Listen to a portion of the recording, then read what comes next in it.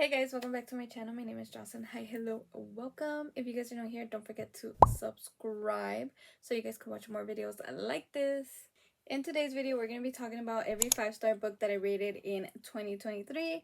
So if you guys want to know what books I rated 5 stars this past year, then keep on watching. So the first book that I rated a 5-star was The True Love Experiment by Christina Lauren. This is actually the second book that I've read by them because I've read Beautiful Bastard and it was not my thing. I didn't really enjoy that book. Everything was so, it's a spicy book, right? But I didn't like it because like literally every chapter was smut and I was just like, no thank you. So The True Love Experiment, I actually read it before it came out this year. I had received the NetGalley arc and I was able to read it, which I was so excited about because I've never gotten like an arc from a very popular author, so I was like super excited to read it. And if you guys don't know, this book is actually the second book to the DNA duo. So if you guys don't know that, I highly recommend to read the first one because certain people that are featured in the second book that come on in the first, and I didn't know this, and I read it without knowing who these characters were. And like I think in this book our main character is Fizzy, and she's actually the best friend from the first book.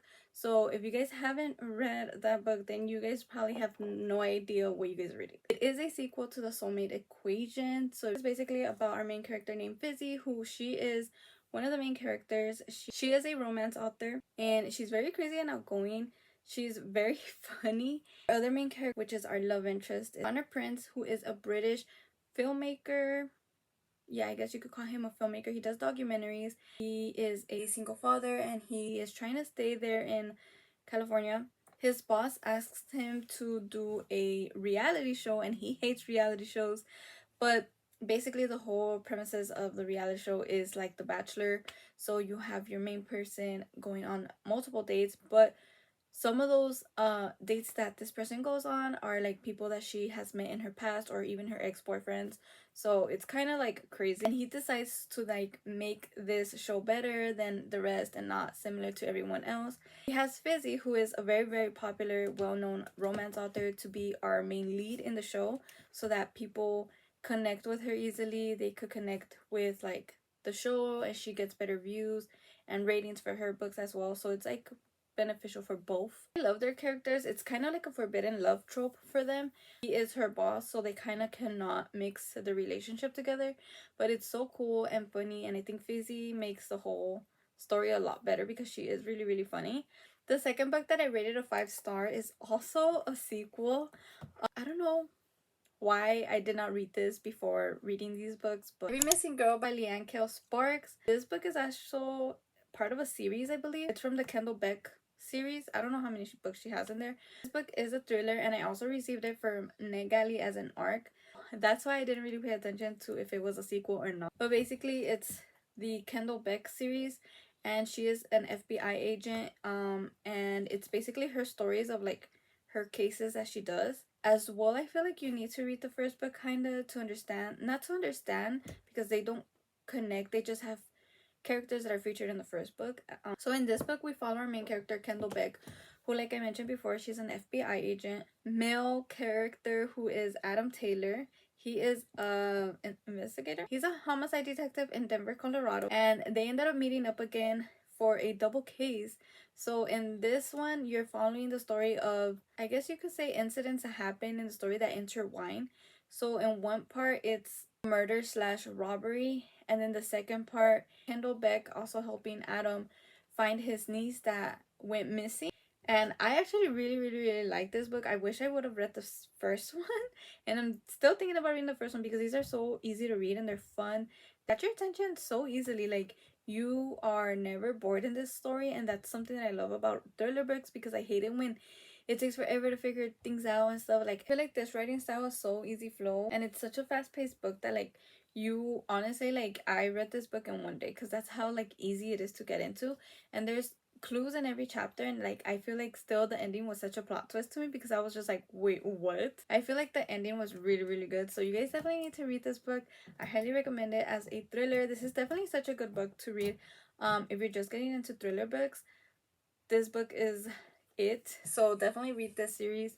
The third book that I gave a 5-star rating, feel like this is a given for me because It Ends With Us is like my favorite book by Colleen Hoover. Obviously I had to give the sequel a 5-star as well. It Ends With Us by Colleen Hoover is my third 5-star rating this past year. I mean, I don't really think I have to give a synopsis to this book because I'm like, it went viral and crazy and everyone was waiting for this book, so I feel like a lot of people do know about this book.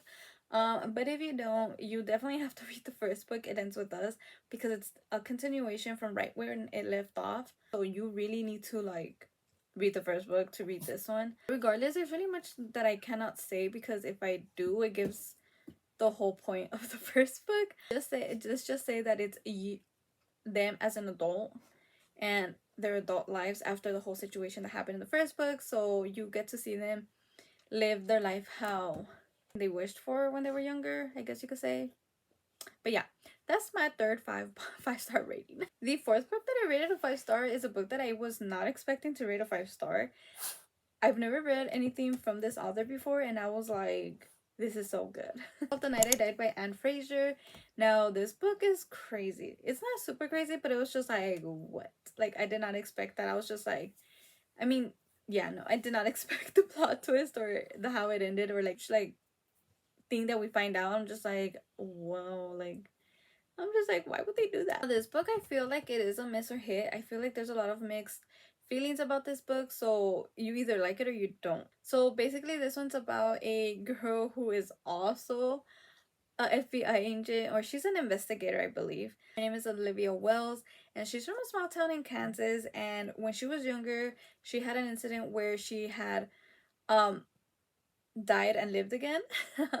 Basically she had an accident and in that accident there's a few people in there and she was one of the survivors. As years later she moves away from Kansas, she makes her life and everything, and suddenly one day she gets a random call from this girl who used to be her sister's best friend, or her best friend's sister, happens to be in jail, and she's calling her from jail in Kansas because this girl has like a huge like horrible backstory.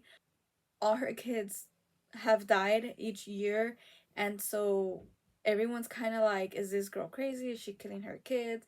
And so basically the third one has died once again, and she calls for help to Olivia Wells, and she goes, and the only reason why she goes is because she feels guilty. But in the way over there, she meets this journalist. She meets a journalist named Will, who's actually on his way over there to investigate or make a story of the night she actually died. And because that place is cursed and it's so weird and there's always crazy stuff happening there, so he is like intrigued about the whole story and he wants to know the truth. Eventually become friends and they decide to make a deal that they're gonna help each other out, and you kind of suspect something is going on with her parents, and like that girl, because everything always connects. Such a good story. I highly recommend this one. You should go in not knowing what it's about, because I'm telling you, like, this is a hit or miss, so if you either like it or you don't. The next book that I rated a 5-star rating is like the best romance book that I read last year, and it was one of my favorites. The characters are my favorite as well, and it's called The Boyfriend Candidate by Ashley Winstead. And this book is by far my favorite romance that I read last year. So easy to read, it's fun to read, the characters are funny, I feel like they have such good chemistry. I enjoyed every moment of it. I feel like there was not one moment where it was boring. Our main girl, Alexis, she's 27 years old. She lives on her own. She's a shy librarian and goes one day to the bar to celebrate her 1-year anniversary of her boyfriend like dumping her or cheating on her. And she meets this guy who she has no idea who he is, and he's there and he kind of helps her out because there's this super old guy trying to get at her, and she's like saying no and he doesn't listen. And so you have this one other guy who is Logan, who is the governor, who is running to be governor or whatever, and he helps her out. And then she pretends to be someone else because she is, like I said, she's shy and very timid, so she doesn't want to like be that kind of person anymore. She wants to be more outgoing, so she pretends to be someone else. She gives him another name and they stay all night talking, and eventually she decides that she wants to have a one-night stand with him. And so she decides to have a one-night stand with him, and they get rudely interrupted by rain and thunder, and where they were going to at the hotel, they had to evacuate because it was getting on fire. And so he kind of helps her, but then he runs away from her and she has no idea why he runs away from her, because like I said, she has no idea who he is. But then eventually that leads to a fake dating trope that is proposed by Logan. I liked it just because they weren't I feel like the main characters weren't the type of be like, they were straight up, you get me? Like they were never hiding and like being, oh no, I shouldn't tell him, and like it prolongs the whole story. Like no, like it was quick. That's something that I really liked about this book, and I enjoyed it. Now, this book is not a sequel. She doesn't have it as sequels or anything like that, or a series, but the book published before this one, it's called Fool Me Once, and that one is actually about older sister and her love story. So I didn't know that, and I didn't even know that book existed. So I was like, what? And so I don't know if you really need to read the first book to understand the second one. Things happen there that you already know in the second book. The last book that I rated a 5-star last year is Heartstoppers Volume 1 by Alice Oseman. And this is actually my very first comic book that I've ever read, and it was so easy to read. I was reading it because, not only because I think there's a Netflix show about it and I really want to watch the show, I needed to add to my reading goal and I haven't, and I still didn't complete my reading goal, but I wanted to add it, and so this was something quick and easy to read. So I was just like, oh, I know this one was going crazy on Book Talk, and I was just like, let me read it. Let's see what it's about. But like I said, it was very fun and easy to read, and I really enjoyed it, and I think I'm gonna continue the rest of them. So I enjoyed reading that and how this character was evolving in a way. So those are all the books that I rated a 5-star. Let me know if you guys read any of these books and what you guys thought about them. If you guys enjoyed this video, don't forget to comment, like, and subscribe, and I'll see you guys in my next one. Bye!